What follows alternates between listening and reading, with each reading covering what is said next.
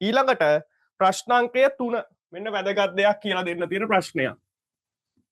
දැන් කිසියම් දෛශික දෙකක් තියෙනවා. මේ තියෙන්නේ P කියන දෛශිකය. හරිද? ඊට පස්සේ මේ තියෙන්නේ Q කියන දෛශිකය. මේ දෛශික දෙක අතර කෝණය අපි ගමු θ. මේ θට ගන්න පුළුවන් අගය පරාසයක් තියෙනවා. හරිද? මේ θට ගන්න පුළුවන් අගය පරාසයක් තියෙනවා. මොකද්ද? බිඳුවට වඩා වැඩි හෝ සමානයි θ, අඩු හෝ සමානයි 180. හරිද? බිඳුව හා 180 අතර අගයක් තමයි මේ θ කියලා කියන්නේ. එතකොට මෙන්න මේ දෛශික දෙක අතර කෝණය බිඳුවක් වෙනකොට ඒ දෛශික දෙකේ සංප්‍රයුක්තයට ගන්න පුළුවන් උපරිම අගය මේ දෛශික දෙක ගන්නවා. දෛශික දෙක අතර කෝණය අංශක 180ක් වෙනකොට මේ දෛශික දෙකේ සංප්‍රයුක්තයට ගන්න පුළුවන් අවම අගය ඒ සංප්‍රයුක්තය ගන්න. පැහැදිලිද? මෙන්න මේ අවස්ථා දෙක මේකේ විශේෂයි. මොකක්ද? මේකෙදි මේ දෛශික දෙක අතර කෝණය θ සමානයි බිඳුව විට. අනිත් එක θ සමානයි 180 විට. හරිද? හරි. මුලින්ම මේක පිටුව දෙකට වෙන් කරගන්න විදිහට අපි ලියමු. මෙතන පොඩි රූපයක් අඳින්න තියෙනවා. මෙතන පොඩි රූපයක් අඳින්න තියෙනවා. ඊට පස්සේ පොඩි කරුණක් ලියන්න තියෙනවා. එතනින් අපිට ඔය ජාතිය ඕනම ප්‍රශ්නයක් කරන්න පුළුවන් විදිහේ සටහනක් හම්බ වෙනවා. හරි. ඉක්මන් කරලා ඔය ටික සටහන් කරගන්න. ඉක්මනින්. ප්‍රශ්න මොන හරි තියෙනම් මැසේජ් එකක් දාන්න.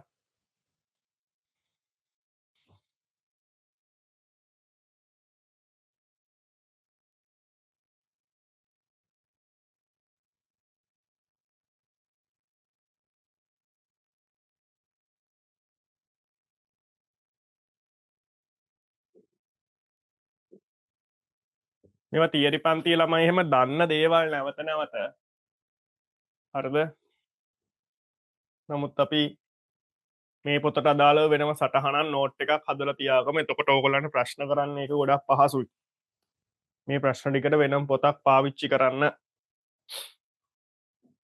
හරි. මේ ටික ලිව්වට පස්සේ ළමයි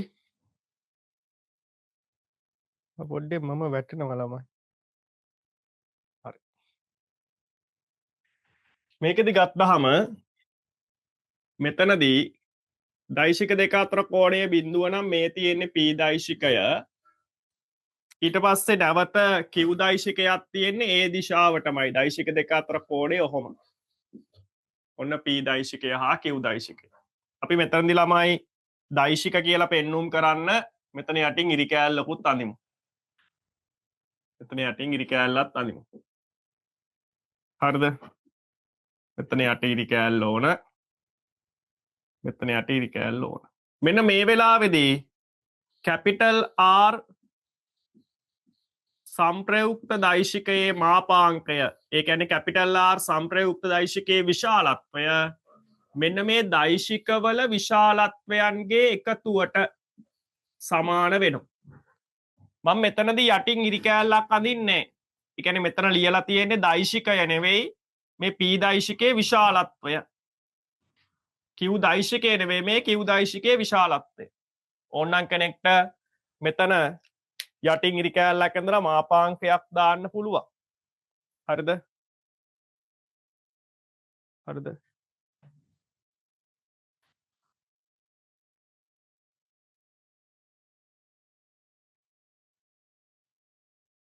හරි. වෙක්ටර් ටියුට් එකේ දුන්නු සමහරක් ගණන් හදන්න අමාරුයි. ඒවා ඔක්කොම හදනව නේද කියලා අහලා තියෙනවා. ඔව් මේ පන්තියේදී නෙමෙයි. ඒ ටියුට් එකේ ප්‍රශ්න අපි කරන තියරි පන්තියේදී හදනවා. හොඳේ. හරි. ඒක උත්සාහ කරගෙන යන්න ඊළඟ සතිය වෙනකොට ඒක කරන්න පුළුවන්. හරි. එතකොට ගත්තාම මෙන්න දෛශික දෙක එකම දිශාවට කැපිටල් R සංප්‍රයුක්ත දෛශිකයේ විශාලත්වය මෙතන ඉරි කෑල්ලක් ගහලා නැහැ. ඒ කියන්නේ P දෛශිකයේ විශාලත්වය මෙතන ඉරි කෑල්ලක් ගහලා නැහැ. Q දෛශිකයේ විශාලත්වය. මෙන්න මේ දෙන්න 180ක් වෙනකොට මේ පැත්තට P දෛශිකය මෙන්න මේ දෛශිකය මෙහෙට Q දෛශිකය. දෛශික දෙක අතර කෝණය මට මේකෙදි නම් ලකුණු කරලා පෙන්වන්න පුළුවන් 180යි අංශක. මෙන්න මේ වෙලාවේදී කැපිටල් R සම්ප්‍රයුක්තය සමානයි සම්ප්‍රයුක්තයේ මාපාංකය P දෛශිකයේ ලොකු එක්කෙනාගේ විශාලත්වය ඍණ පොඩි එක්කෙනාගේ විශාලත්වය. පැහැදිලිද? හරි. එතකොට මේක තමයි මෙතනදි ළමයි දෛශික දෙකේ සම්ප්‍රයුක්තයට ගත හැකි උපරිම අගය. දෛශික දෙකෙහි විශාලත්වයට දෛශික දෙකෙහි සම්ප්‍රයුක්තයේ විශාලත්වයට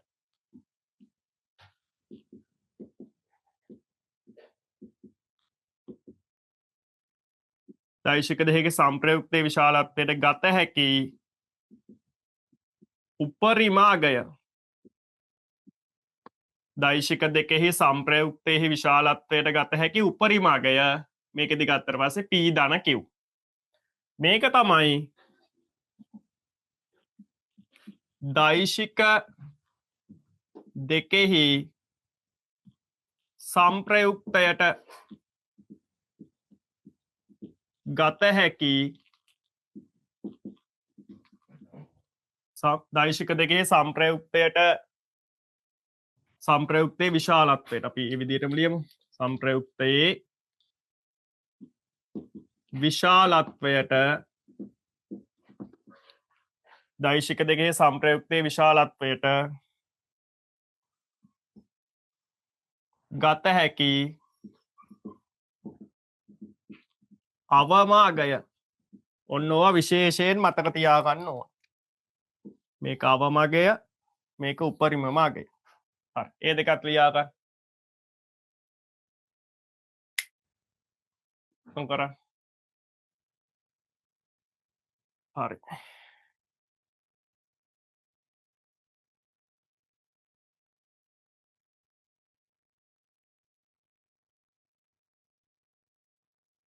විශේෂයෙන් මෙන්න මේක ලියා ගන්න මේ තීටා කෝණයේ අගය පරාසය මේක හොඳද?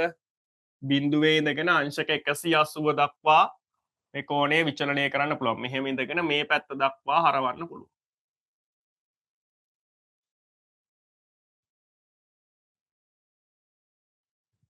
හරි. ලියලා ඉවර නම් ළමයි අත උස්සන්න පොඩ්ඩක්. සමහර ළමයි ටිකක් තාම හිමින් ලියන්නේ. මොකද Zoom live එකට එන ළමයින්ගේ මේ වෙලාවෙදිම වැඩේ ඉවර වෙන්න එපා.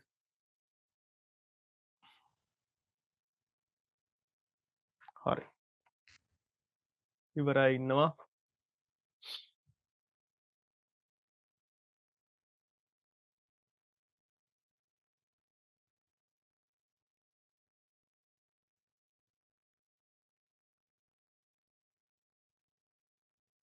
හරි. ඊට පස්සේ ළමයි මම මෙන්න මෙතන පොඩි දෙයක් ලියනවා. පොඩි අසමානතා දෙයක්. මේකෙදි ගත්තට පස්සේ කැපිටල් R සම්ප්‍රයුක්ත දෛශිකයේ විශාලත්වය හරිද? මෙහෙම දානවා. මේකෙදි ගත්තට පස්සේ දෛශික දෙකේ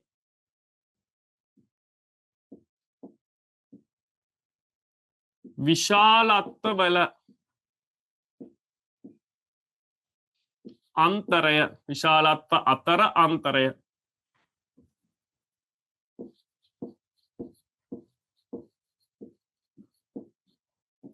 දෛශික දෙකේ විශාලත්ව අතර අන්තරය.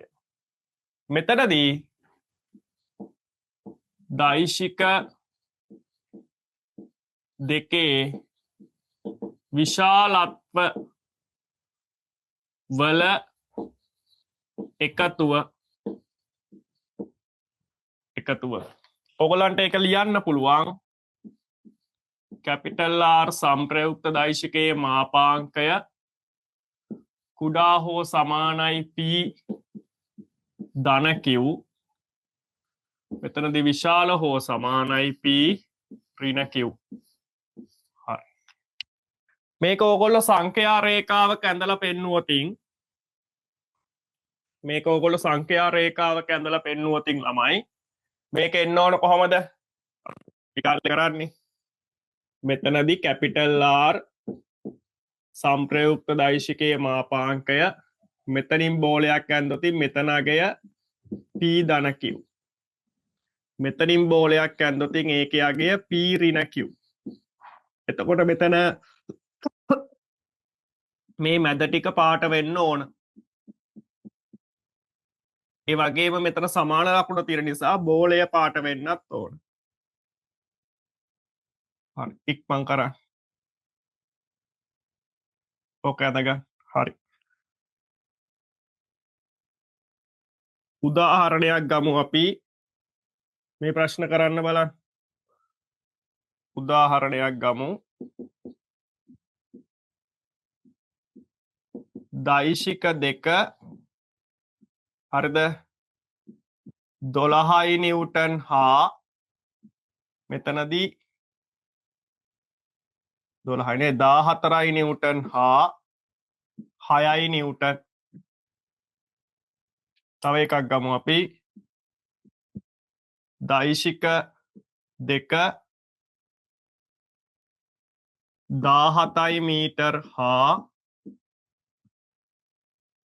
11 මීටර්. මේගොල්ලයි සංප්‍රයුක්තයට ගත හැකි උපරිම හා අවම අගයන්.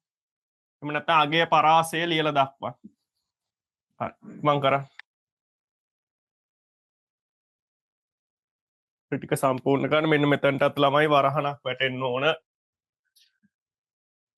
මේකට අදාළ. හරි ඉක්මන් කරා.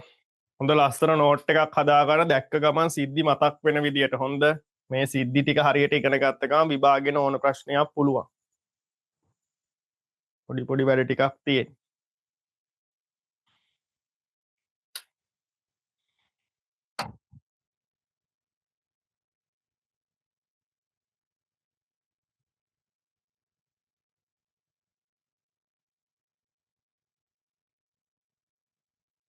ලිලිවරණ අත උස්සන්න.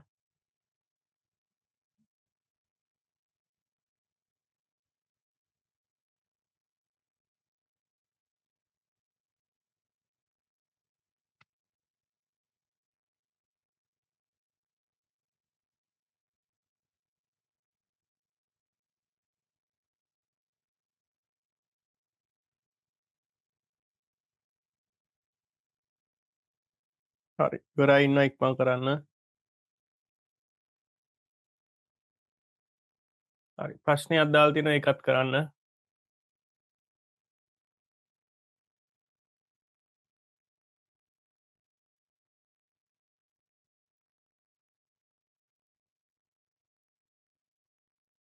දැන් මේකෙදි ගත්තාම කොහොමද ළමයි?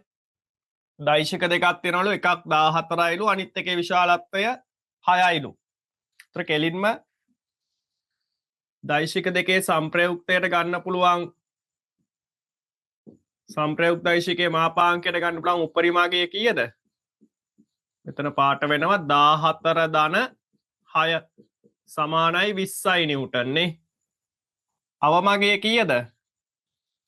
අවම අගය 14 ඍණ 6 සමානයි 8යි නිව්ටන්. එහෙනම් මේ දෛශික දෙකේ සංප්‍රයුක්තය පවතින්නේ 8 හා 14 මේ 20 අතර. 8යි 20යි අතර. හරි නේද? මෙන්න මේ අතර ප්‍රදේශයේ තමයි සංප්‍රයුක්තය පවතින්නේ. සංප්‍රයුක්තයට ගන්න පුළුවන් අවම අගය 8යි උපරිම අගය 20යි. මේක කරොත් එහෙම මේකෙදි ගත්තට පස්සේ කැපිටල් R සංප්‍රයුක්තයේ මාපාංකය මං කියන්නේ මේ ඕගොල්ලන්ට මෙන්න මේ ජාතිය ප්‍රශ්නයක් ඔයි අපේ පන්තියේ ටියුට් එකෙත් අන්තිමට පාස් පේපර් ප්‍රශ්න දෙකක මේක තිබ්බා.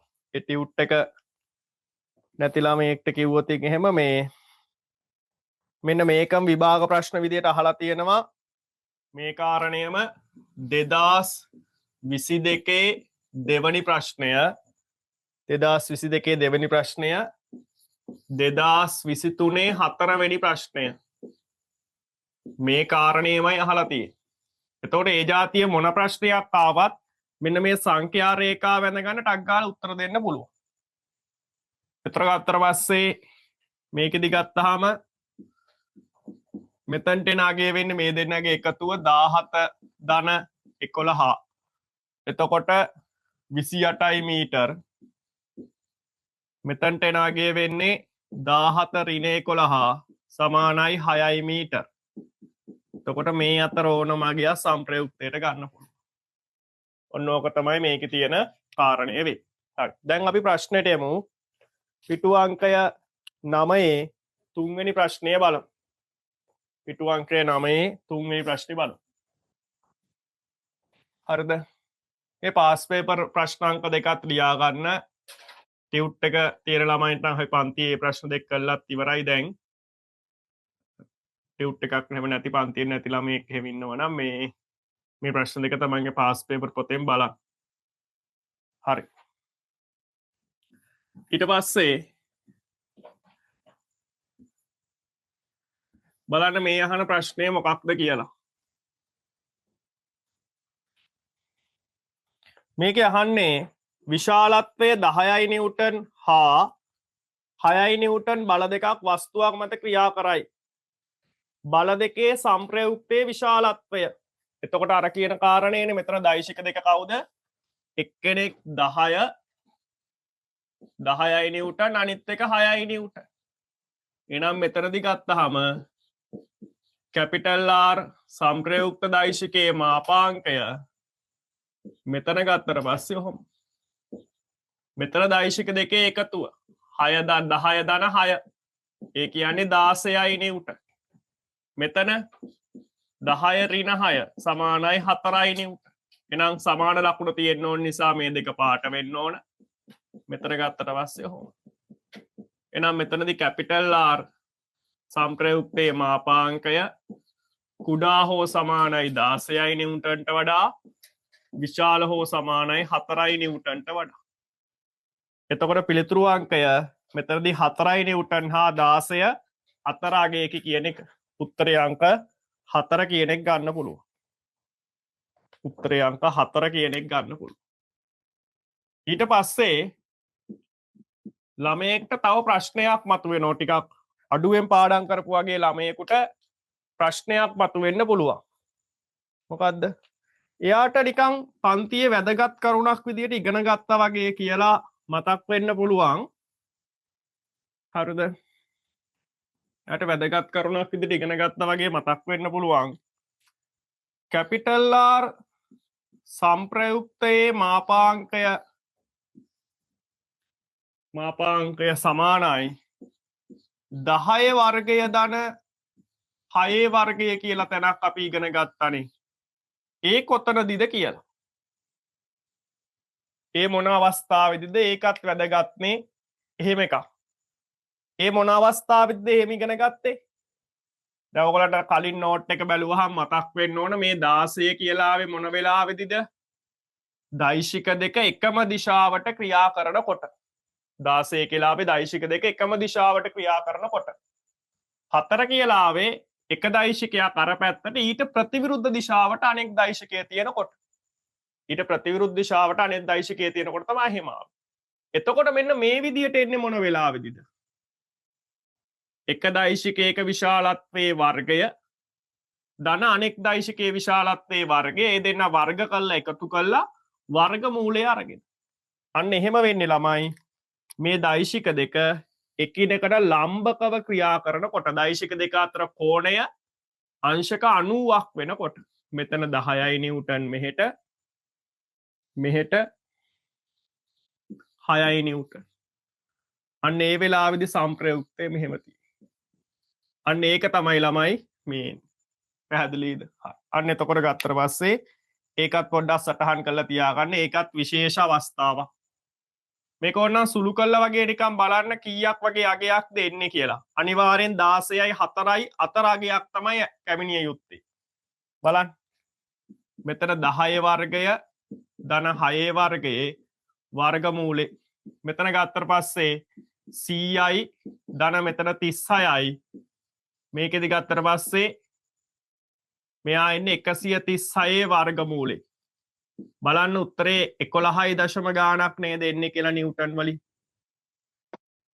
121යි 11 වර්ගය 144යි 12 වර්ගය එතකොට මේක එන්න ඕනේ 11 දශම ගාණක්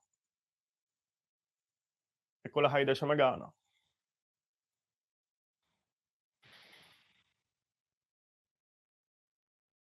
11.66 කියලා 11.66 කියලා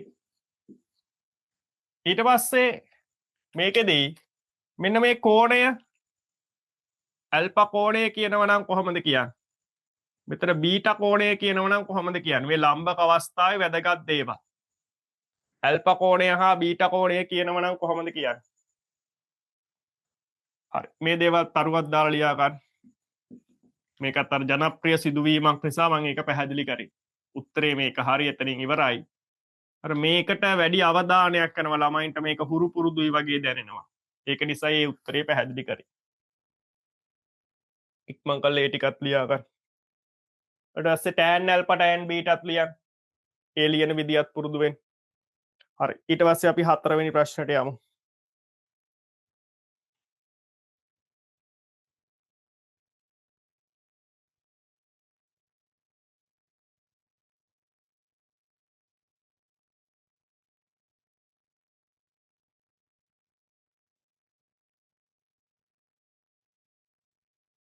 හරිද හරි එතකොට ළමයි මෙතන tan alpha ලියන්නේ කොහොමද tan alpha ලියන්නේ අපිට කෝණය අවශ්‍ය මෙතන කෝණයේ tan අගය ඕන එහෙනම් මේ පැත්තේ ඉන්න කෙනා ඒ කියන්නේ 6 බෙදීම කෝණයේ ඉන්න පැත්තේ ඉන්න කෙනා ওই රටාව හොඳට තේරුම් ගන්න විශේෂයෙන් බයෝ කරන අය tan alpha එහෙනම් සමානයි මේක දෙකෙන් බෙදනවා 3 බෙදීම 4යි එතකොට අපිට alpha ලියන්න පුළුවන් tan inverse 3 බෙදීම 4යි කියලා ඊට බීටා ලියනවා නම් tan beta කියන්නේ මෙතන එහෙනම් කෝණය තියෙන පැත්තට අනෙක් පැත්තේ ඉන්න දෛශිකයේ විශාලත්වය 10 මෙන්න මෙතන ළමයි වැරද්දක් වුණා මේක දෙකෙන් කැපුණාම 5යි 4 නෙමෙයි 5යි හරිද 4 නෙමෙයි 5යි මෙතන 10 එහෙනම් මෙතන කෝණයේ ඉන්න පැත්තට අනෙක් පැත්තේ ඉන්න කෙනා බෙදීම කෝණයේ ඉන්න පැත්තේ කෙනාගේ විශාලත්වය 6යි මේක දෙකෙන් කැපුණාම 5 බෙදීම 3යි එහෙනම් බීටා සමානයි tan inverse 5 බෙදීම 3යි හරි අපි එහෙනම් ඊළඟට යමු ළමයි 4 වෙනි ප්‍රශ්නෙට ඒ දේවලු සටහන් කරගන්න ඉක්මනට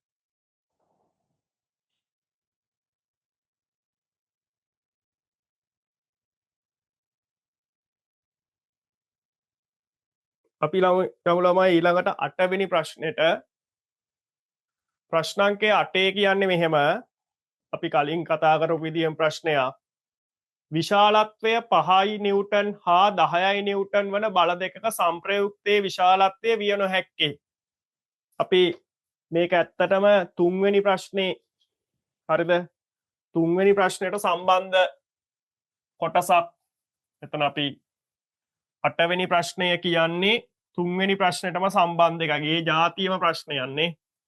එක ජාතිය ප්‍රශ්නයක්. හරි. එතකොට ගත්තහම මෙතනදී ප්‍රශ්නාංකය 8 දෛශික දෙක මොනවද?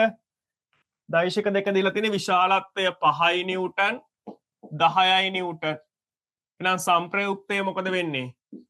කැපිටල් R සංප්‍රයුක්තයේ මාපාංකය මෙන්න මෙතන අගයක් තියෙනවා උපරිම අගය ඒ කීයද 5-10 ඒ කියන්නේ 15යි නිව්ටන් මෙන්න මෙතන තියෙනවා අවම අගය දෙන්නගේ සංප්‍රයුක්තයේ විශාලත්වයට ගන්න පුළුවන් 5 ඍණ මෙතන 10 ඍණ ලොකු එක්කෙනාගෙන් පොඩි එක්කෙනා අඩු කරන්න ඕන 10 ඍණ 5 ඒ කියන්නේ 5යි නිව්ටන් තේරුණාද එහෙනම් මෙන්න මේ අතර අගයන් ටික තමයි සංප්‍රයුක්තයට ගන්න පුළුවන් වෙන්නේ ඕක අපි ඉතාම හොඳින් 3 වෙනි ප්‍රශ්නය විස්තර කරද්දී පැහැදිලි කරා ඒක අනිවාර්යෙන් ඒ ටික හොඳටම මතක තියාගන්න ඉතින් මෙතන තියෙන උත්තර ටික බලන්න දැන් 4යි නිව්ටන් මේකේ ලකුණු කොටසින් කොතනද එන්නේ 4යි නිව්ටන් එන්නේ මෙතනනේ ළමයි 4 මේක ගන්න බෑ මේක වැරදි ඊළඟට එක්කෙනා 5 මෙතන එන්නේ ළමයි 5යි නිව්ටන් ගන්න පුළුවන්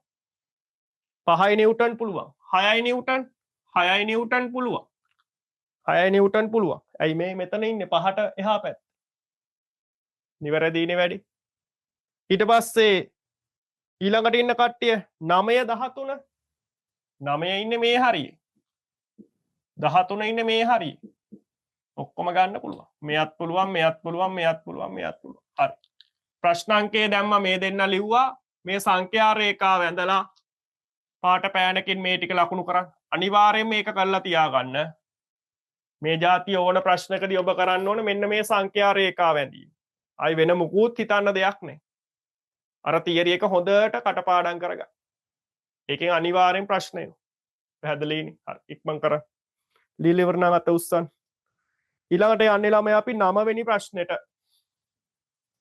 ප්‍රශ්නාංකය 9ට